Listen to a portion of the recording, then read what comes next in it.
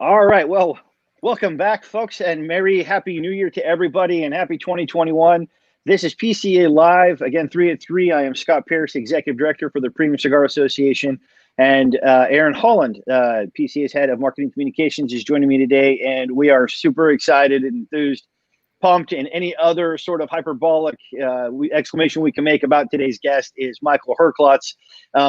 And now this is the first time I get to say this. Michael Herklots, the owner, founder of Ferio Tego Premium Cigars. So, Michael, welcome, and thank you so much for coming on here today with us to talk about this incredibly exciting brand new venture of yours.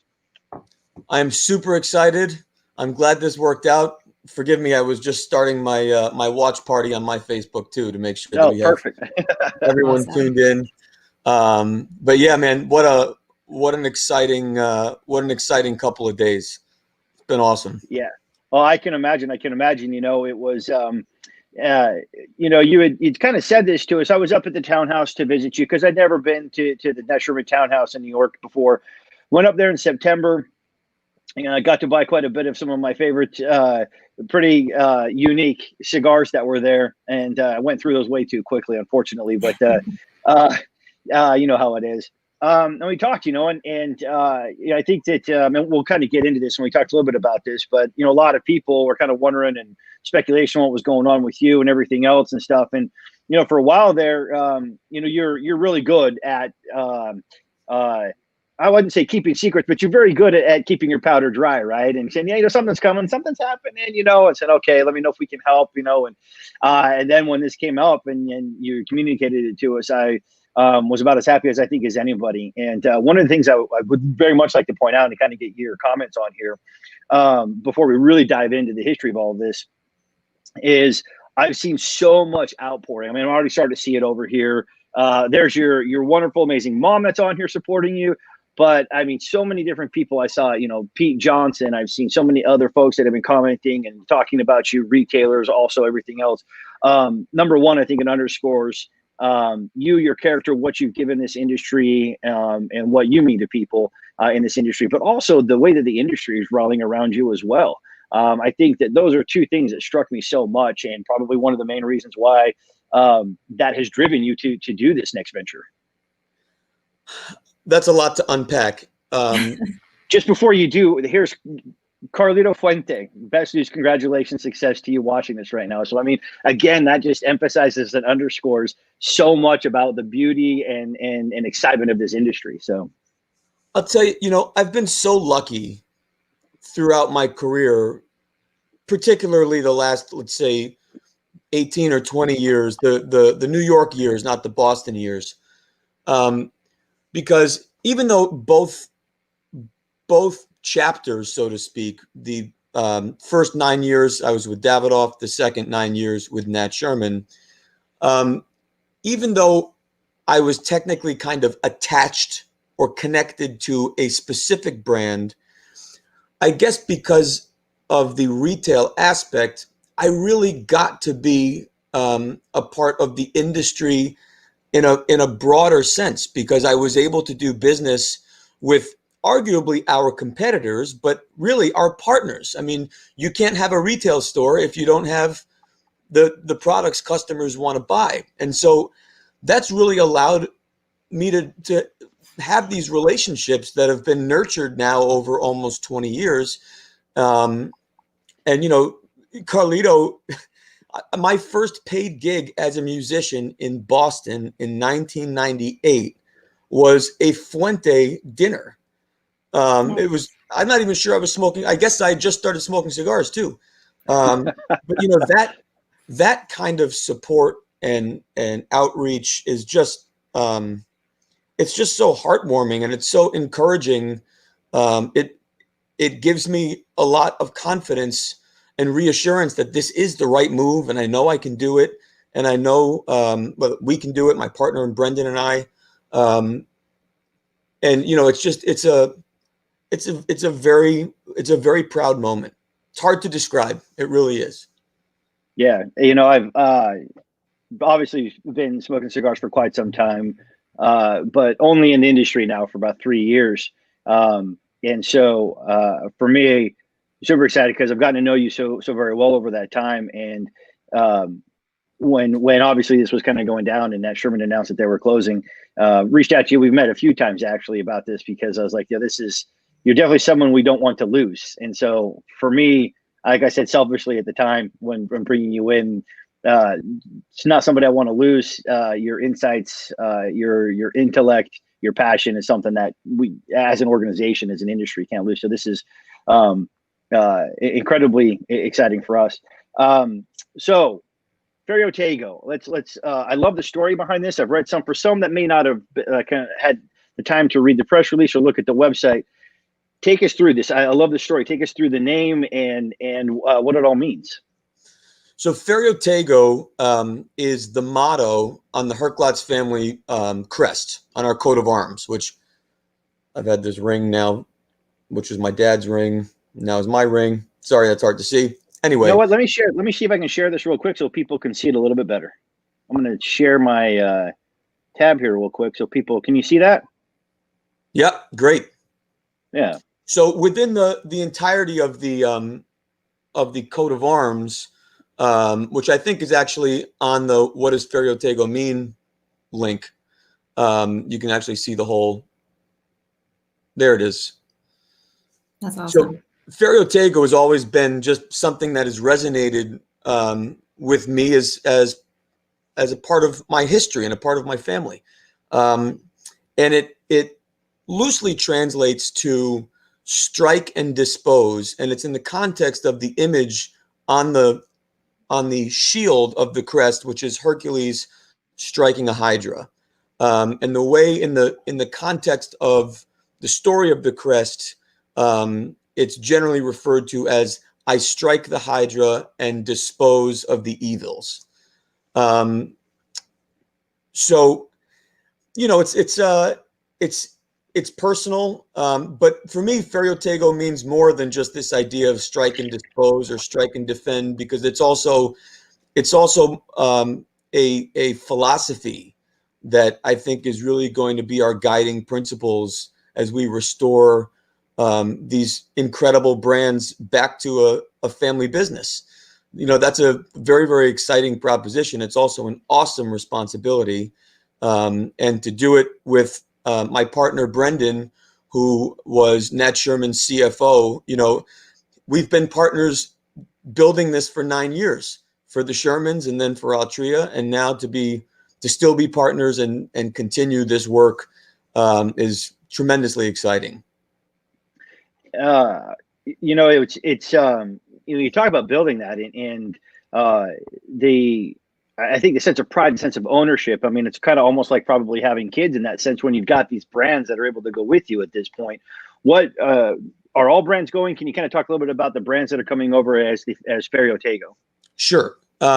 So if you think back to 2017, 2018, once the acquisition happened of Altria purchasing the entirety of Nat Sherman, one interesting thing that happened is Nat Sherman, the brand, immediately became a higher level. It required a higher level of compliance relative to the master settlement agreement, which is the major agreement that all tobacco companies signed for cigarettes. Right. And so that really precluded us from using Nat Sherman on anything but a cigarette moving forward.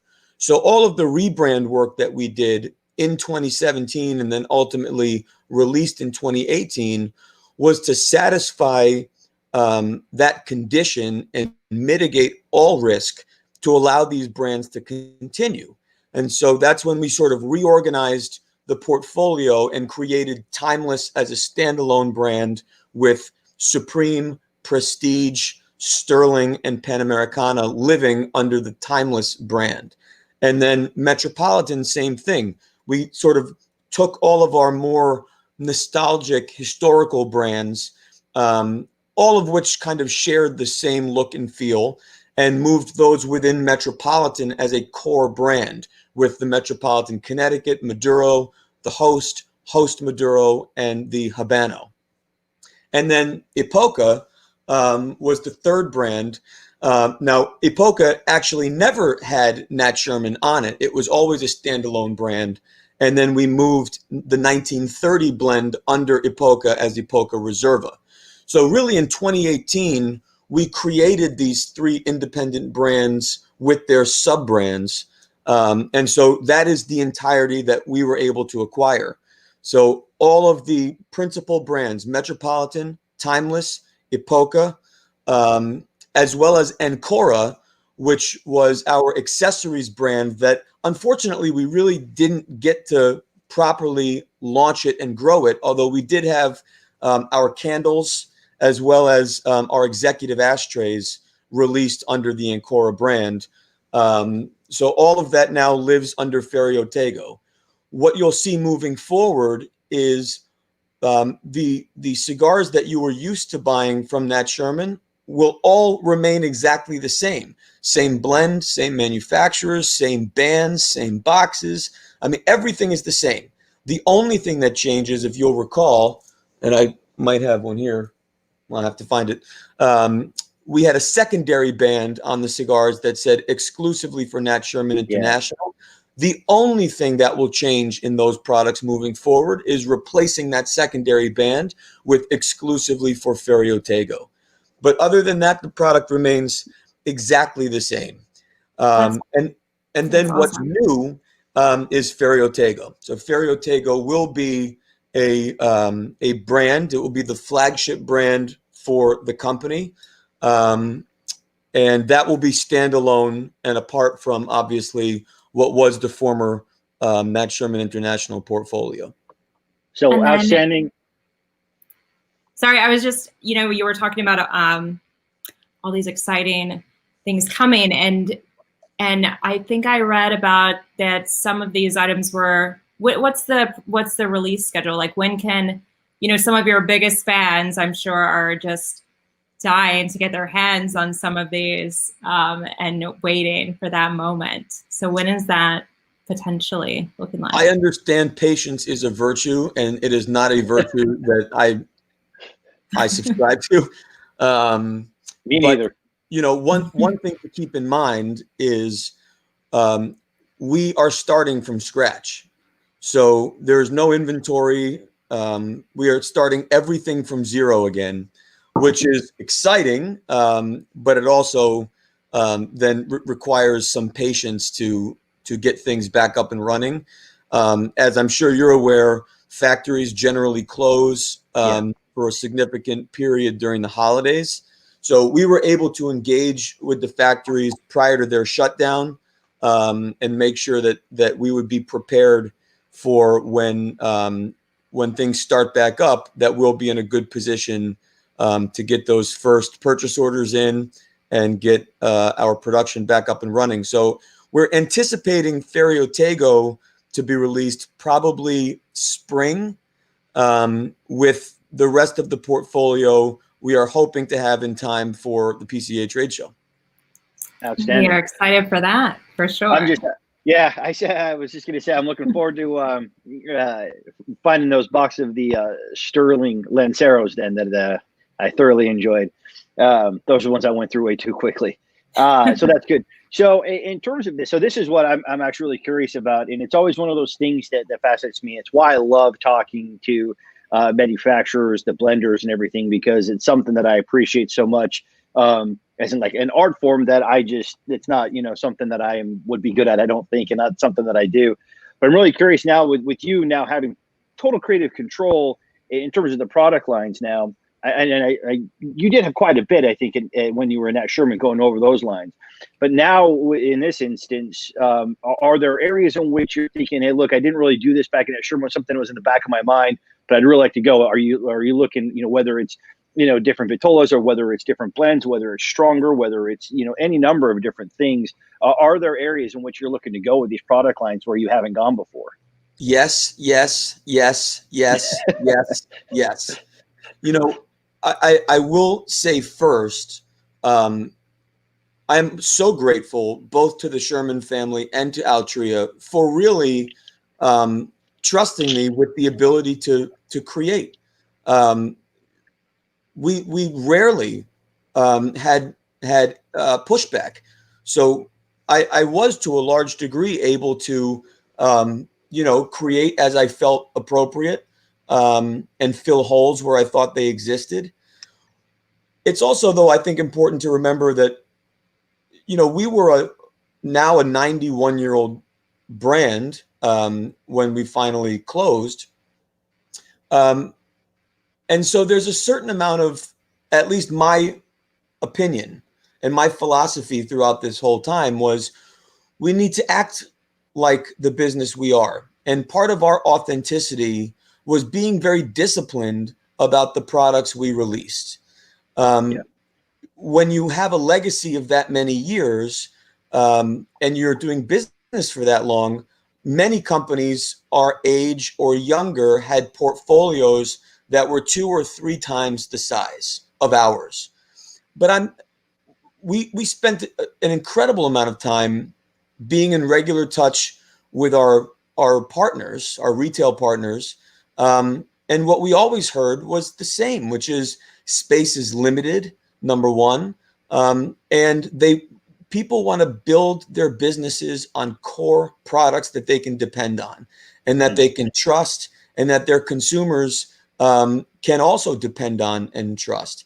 And so that really very much governed our way of thinking when it came to bringing products to market. We wanted to make sure that we brought products to market that were thoughtful, that were deliberate, and that did fill a gap. And so I don't think that we missed anything. I'm very proud of everything we did, but there were things that would have been nice to have been able to participate in, that just became increasingly more difficult to do given compliance, because especially the last 3 years, our compliance always laddered up to the highest risk. And that risk is a standard that just doesn't exist in the premium cigar business. And so to be able to be more agile and, frankly, to a large degree more helpful for some of our partners, where we can do smaller runs and limited editions. Exactly what I was just going to ask about. Or regional exclusives, store exclusives.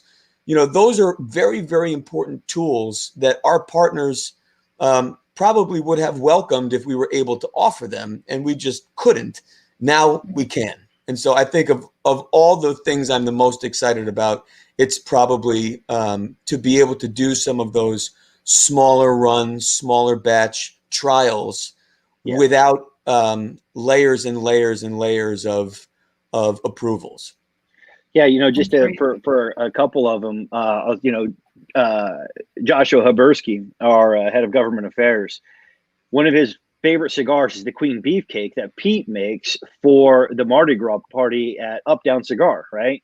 He got those when he went to it and everything, and so he loves that, right? And when we visited Steve Castro up at Davidas, right, he pulls out his Breakfast Bliss that's made for him is great. That's a great cigar. So a lot of those store exclusives. So that was kind of where you answered the question, kind of where I was leading. But I will say that the plan is not to depart from our sort of more disciplined approach. We will remain as vigilant and disciplined as Nat Sherman was. We have to make sure that we're not applying undue pressure to our partners to find more space and buy more stuff. We want to bring this back. We want to do it right. We want to do it thoughtfully, and we want to do it long term. And we know what to do. We've done it before. We just did it for 9 years. And now I think we can certainly tweak some things, learn from some mistakes, but to a large extent, get back to doing what we did for so long. Yeah. Here's a good question from a retailer asking about this. I'm just going to pop this up on the screen real quick. So what are the key elements that you're seeking in your B&M partners that want to bring the Ferio Tego in? It would start with an active credit card, followed by a tobacco license. No, look, when it comes to retail partners, I wouldn't say that our forward-thinking philosophy for Ferio Tego is much different than our philosophy was under Nat Sherman International, and that is finding folks who truly believe in partnership. And especially now, we are going to be a very lean organization. We are 2 people that plan on restoring these brands back, and so we are going to look for true partners. We're going to look for folks who are as enthusiastic about supporting our business as we will be supporting theirs, and we're going to look for people who are willing to do the work, to recommend the product, to sell it appropriately, to display it appropriately. It sounds very basic, but that's really what we're going to need. Yeah. Well, yeah, and then that's and I think that's kind of one of the things I've heard a lot of retailers talk about, that aspect of establishing and continuing those relationships. You talked a little bit about the PCA show, but I mean, it goes much farther beyond that. But that's one of the big times when you have the opportunity to sit down with your partners to kind of go through that. And that's kind of really how I've been able to maintain and grow businesses, by just the nature of those relationships, because that's kind of where you work those things out. That's where you kind of discover, the synergies and everything else, to throw out a 10-cent, business school word there, but appropriate in this instance. And so, and I think that there's a huge amount of credibility, obviously, that you bring with you, for considering how long you've been in this business and the success that you've had, especially coming from the previous venture with Nat Sherman. And just to your to your point there about the highest levels of risk, I just remember it was funny when we'd invited you down last year to do the Style and Cigars event. You're like, well, yeah, what are we talking about? I got to send it on up, because it was one of those things to where it was pretty casual, kind of like this, but to your point, right, there were a lot of boxes that had to be checked off before, the final approval, the permission slip was given, effectively. So, but again, so admirably, we still got it done. And right. I have to give credit where credit is due. Our world is such a different world from the cigarette world. I mean, we all know that. We've said that a million times. And so I have to give credit to Altria, that they tried. They wanted to understand it. They didn't want to get in the way. They recognized that it was, ridiculous, the levels of approvals required, but it just was what it was. And so they were always so willing to help and expedite and try. So I really am so grateful for the things that we were able to accomplish. And that's what gives me so much more confidence that if we were able to continue to grow our business and win support and favor from partners and consumers alike, given all of our restrictions over the last 3 years, now, it's just nothing but blue skies, man. Yeah. Now, for any few people that may not know, you are a sommelier. You teach, obviously, very knowledgeable. I've never had a wine that you picked out that I haven't liked. And so, but what's interesting is when I was up at the townhouse, you took a cigar, well-known cigar, and you kind of opened it up and you were going through things. You were talking about how it was made and everything else. We went through and smelled all the different components of it, and it was fascinating to me. I love learning about that from all of you all that do this so well. But that leads me to this question in terms of, now as you're looking at creating new things for Ferio Tego, the process by which you're going to blend, what are some of the first blends or the first types of cigars that you're kind of thinking of taking on that might be different than what people would expect from a Nat Sherman, for some of those old brands, I guess I should say, to where something that would be Ferio Tego? Are you looking, I guess my question is this, and I apologize for sort of the circular question, but my question really is, are you looking to come out with something that's more of a distinct, here's what a Ferio Tego really is, where it's really strong, it's really spicy, it's really mellow, really smooth, etc.? Or are you looking that it's going to be different cigars for different occasions, for different palates? The obviously it's all still in development. I can say that the approach I am taking in developing what will be the sort of style of Ferio Tego is focused on body, where if you think of a classic cigar boom cigar, like our Metropolitan, for example, Mhm.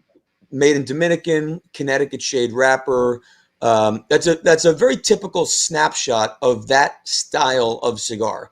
It remains one of the most popular and in-demand experiences in the American market, but I define that experience as not only relatively mild, but also it is pretty light in body, meaning that the weight and the mouthfeel of the smoke is quite thin, and that's not a diss by any means. It's just the style.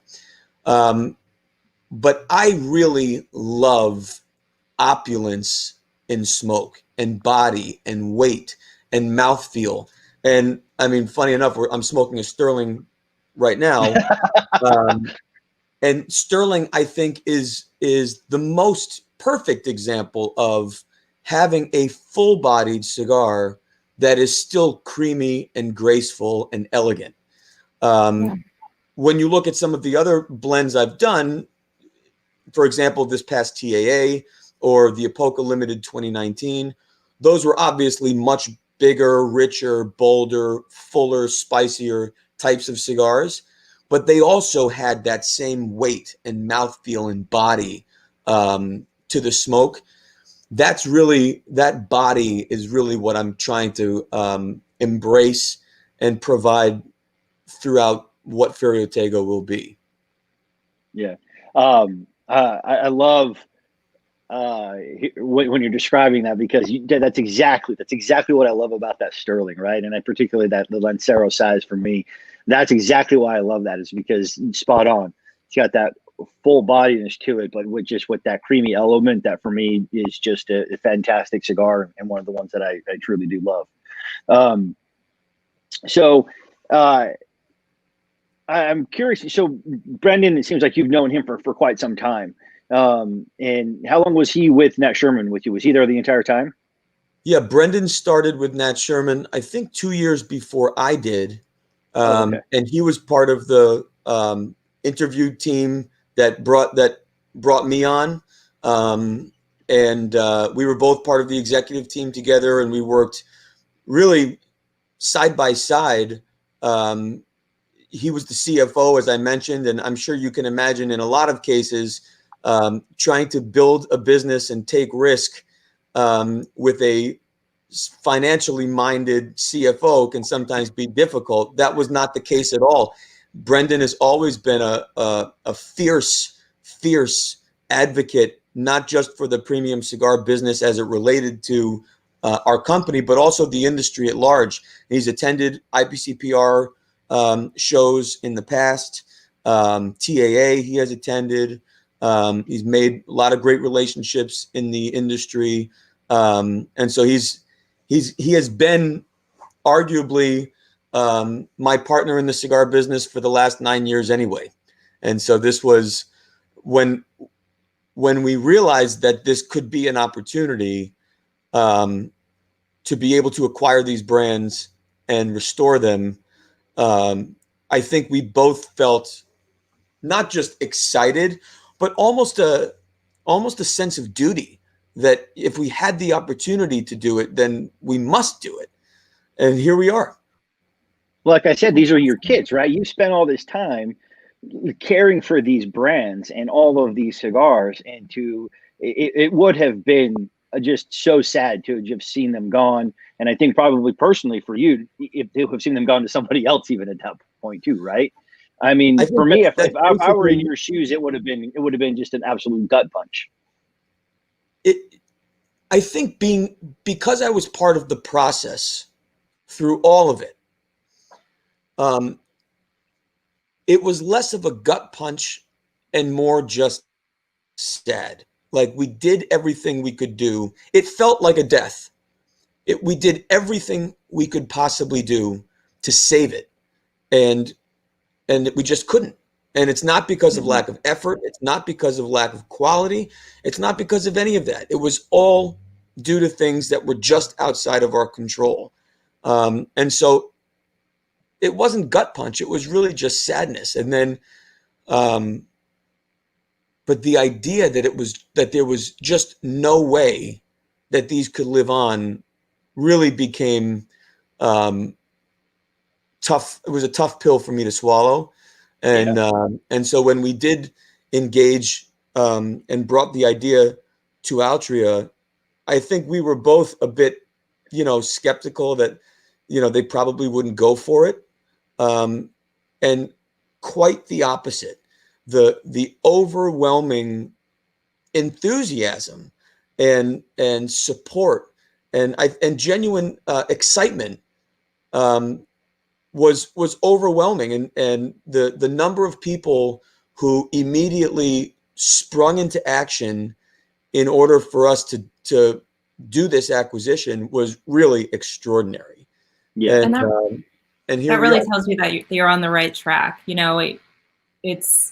It almost seems, I can't imagine anybody else doing it. It seems so natural that this, that your announcement, it just seems perfect. Like, look, yeah, I truly can't imagine anyone else. They didn't have to do any of this. They could have just closed the business.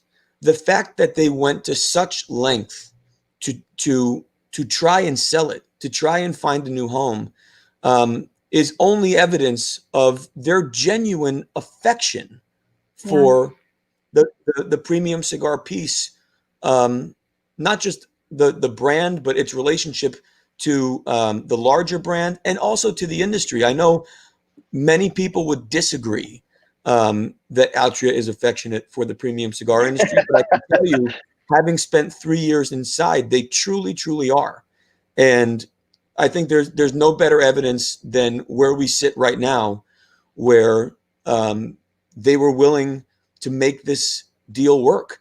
And when we looked at the criteria of a successful transaction, one of the criteria was to make sure that the buyer would be a true steward of the brands and to continue the legacy of the work we've done.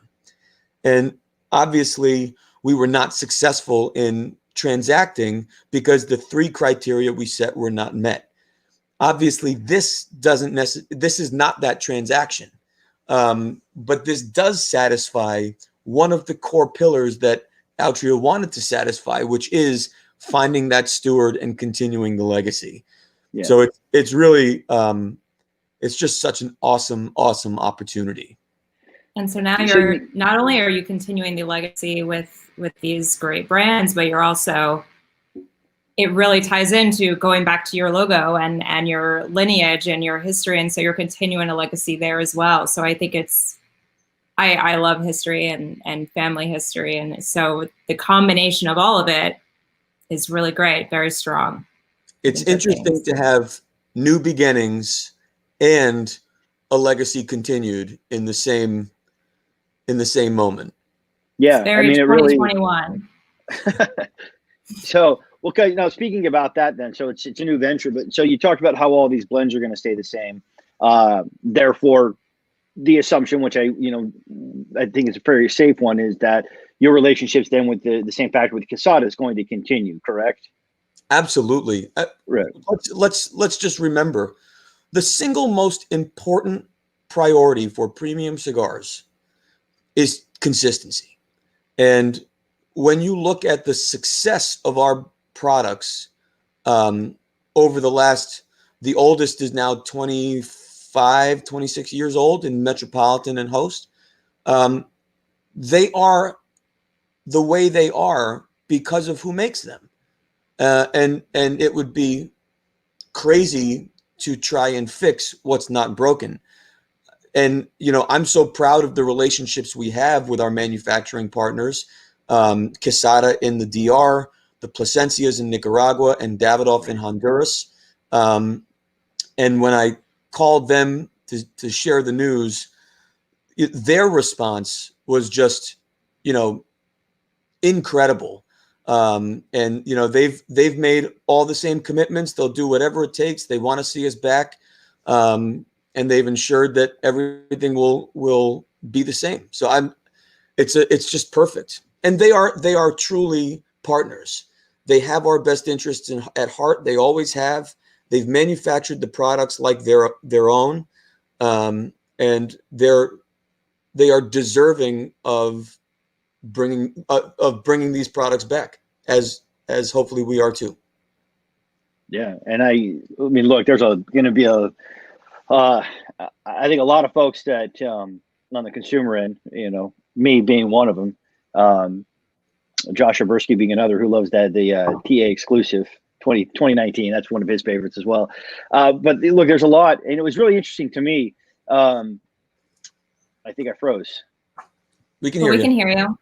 Okay, good. That's a great picture of me to freeze on, but whatever. This is one of the great sort of lessons for me when first learning about how deep people get involved as consumers in the industry. I was at a Cub Scout thing for my son doing the service project, right? And one of the dads was there and he had a Cohiba hat on. So I was like, oh, hey, in the cigar, son. So we started talking. I let him know kind of who I was and who I worked for and everything. And so thus ensued this big conversation. And, after a little while there, he was asking me about certain people and your name came up. Really? And, oh, yeah. And he's like, yeah, so do you know who Michael Herklots is from Nat Sherman and who he is and what can you tell me about him? And so from a consumer perspective, again, another very safe assumption here is that the excitement level, I think, is going to be pretty high because while people, I think, may have understood that there was a lot of ownership that you already had over the products, now the totality of the ownership is under you. And like I said, I think if anybody spends 10 minutes with you going through cigars, going through wine, everything else, that it's just this sort of immediate connection that people have that with you, with the product, et cetera. And it opens up your entire, palette and world to the different experiences that you're going to get with it. And so I think that on a consumer level, at least from my perspective, is that it's a very high level of engagement and excitement with it because of that fact that now the totality of it is under your control. I've always been grateful that there has been this perception of my connection and relationship to the product and the brands, and for companies that aren't mine, right? At the end of the day, I was not a principal. But I would like to think that I acted with the same enthusiasm and passion and responsibility as a principal would. But certainly, this is very different because now they truly are our brands. It truly is our company, and it feels great now to be able to stand in front of that. Yeah, well, we're extremely excited for you about this. I can't even tell you how happy we are for you, and that we also that we didn't lose you guys, and in the industry, and also with PCA, but really the industry. I think it would have been a huge loss to our industry, and so I'm so excited that it's not a loss; it's actually a gain. It's positive things are coming. It's fantastic. Even other people have been reaching out to me over the past couple of days. It's the feedback just in the last, now 30 hours, I guess, has truly been overwhelming. There was a point yesterday where I couldn't get any work done at all because the devices just were the alerts and everything. I literally couldn't do anything. I had to put it down and just walk away until things slowed down. And great. I'm still trying to get through them all and write back and just,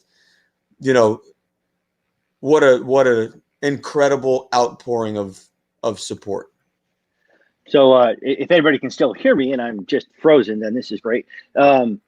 So the question I asked before we jumped on, and this is what I love about you whenever you do these things, is you're like, hey, ask me whatever question. If it's off limits, it's off limits. Or if I tell you that it's not, then I don't have to answer it.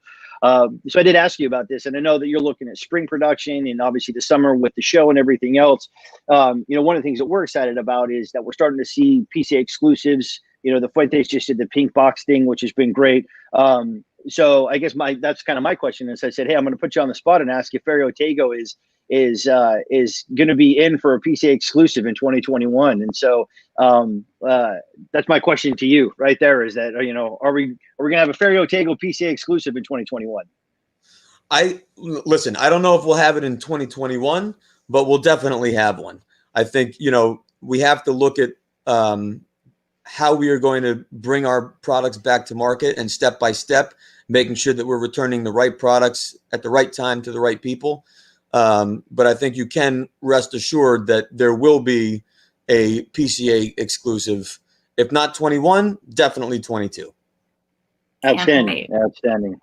I will be first in line to get that one as well. So,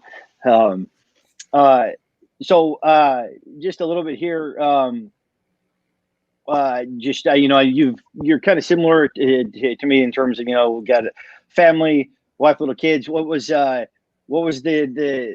decision there as far as that's concerned? I'm sure it was probably, you're kind of at the precipice of starting this big new endeavor and everything else. And your wife, I think, has known you the entire time you've been in the cigar industry, correct?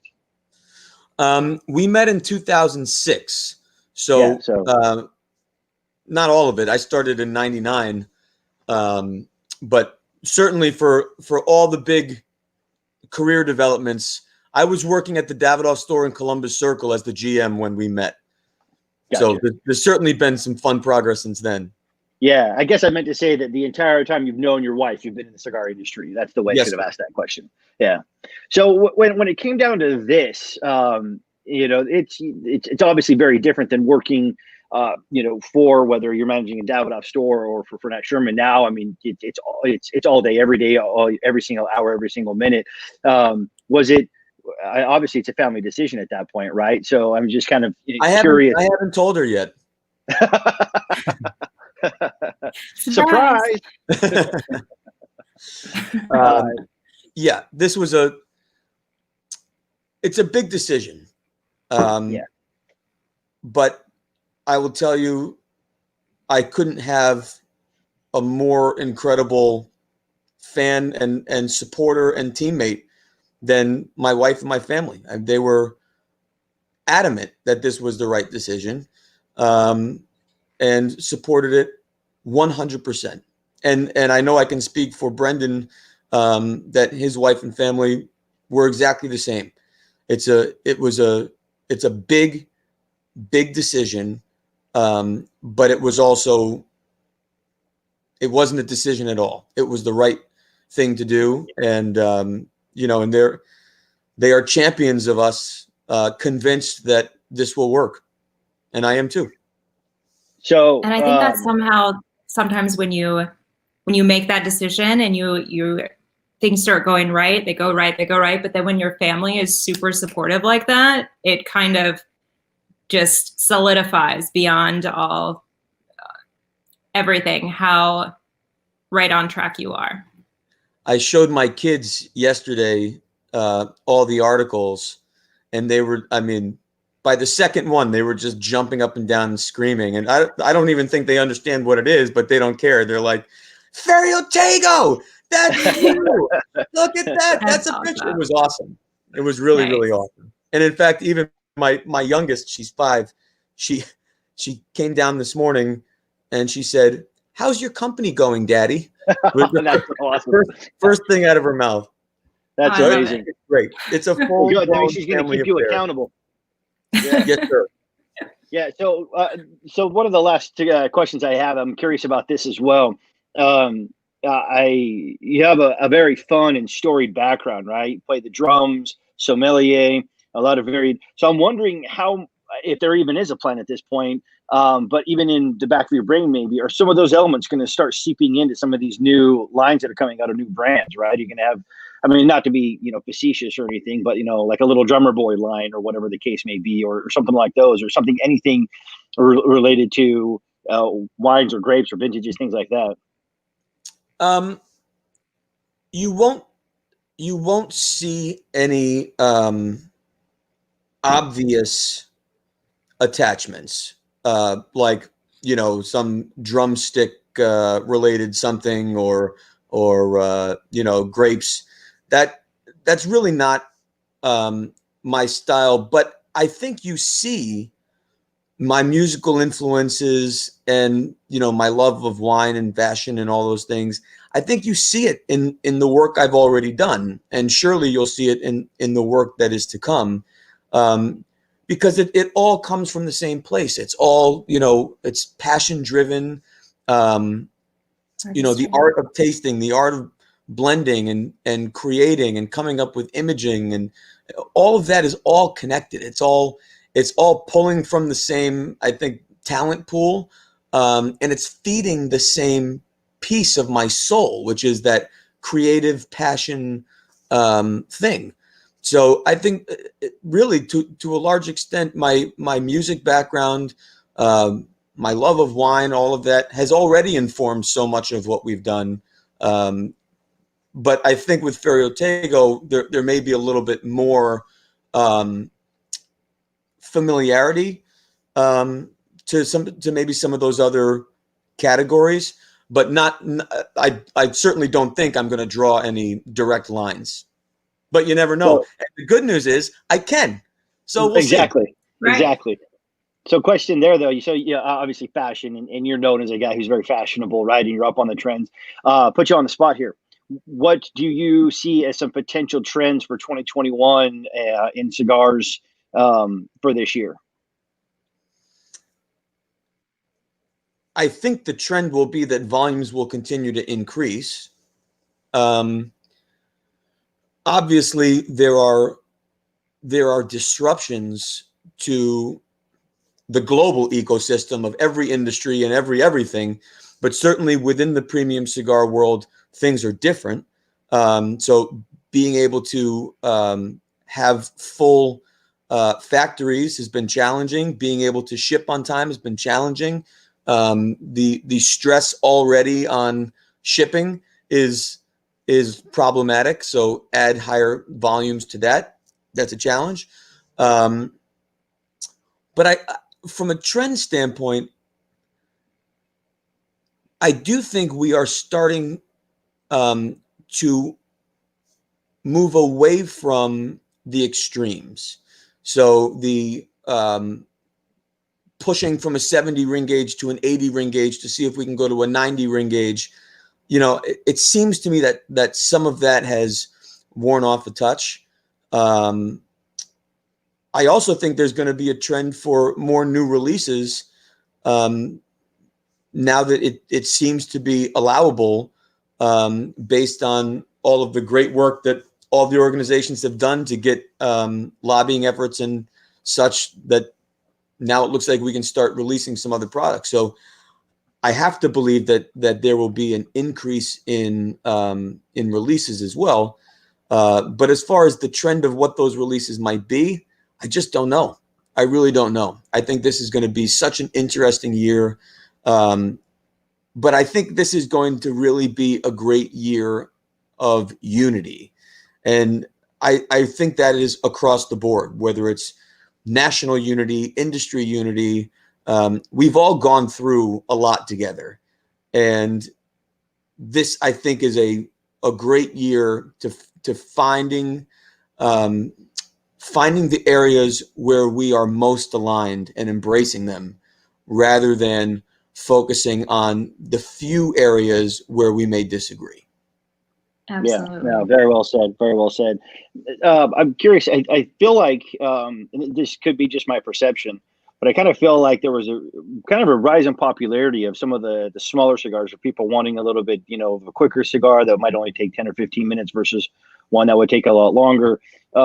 Curious to get your thoughts on that. I know that the trends may have and consumption it may have changed a little bit with people staying home more and maybe even having more time. So maybe that has changed a little bit too to taste. But also, is there a snowball's chance in hell that the popularity of Lanceros or those types might come back a little bit more in the coming years? Or do you think that ship is kind of sailed and it's going to kind of stay where it has been? That's such a hard question to answer. I don't know if anyone has been able to define why there has been a movement towards larger ring gauges and away from smaller ones. But it seems to be a migration that is permanent. Personally, and you know this well, I'm a huge fan of smaller sizes, smaller ring gauges, more elegant formats. That's just what I prefer. I prefer the way it feels. I prefer the way it focuses flavor. But you can't argue with the data, and the data shows that the preferences are certainly 6x50. It's the single best-selling format in America, as last I checked. And so, you're really talking about turning an aircraft carrier, and so should that happen? Maybe, and it always ebbs and flows. No different than years ago, 6 years ago, 7 years ago. There was such a push for strength and ferocity, and going away from what was more elegant and graceful. And now I think you've seen some of that return. But let's also not just forget why. Every business has to grow year over year. And so the only way to do that is expand and diversify into areas that you are not. So, if you launched a portfolio of 38 to 50 ring gauge in all the meaningful sizes, and it's time to grow that brand, the only thing you can do is add sizes that are missing, and those generally lived on the upper ring gauge scale. So I do wonder if for some of the brands that were created in the more recent years of trending towards larger formats, perhaps their ability to diversify and grow their business will be in smaller sizes. And as that occurs, that also helps drive trend, because that's what's new and what's hip. So it could happen. Yeah, interesting. Very interesting. All right, so if any of our retailers are interested in connecting with you, where do they find you?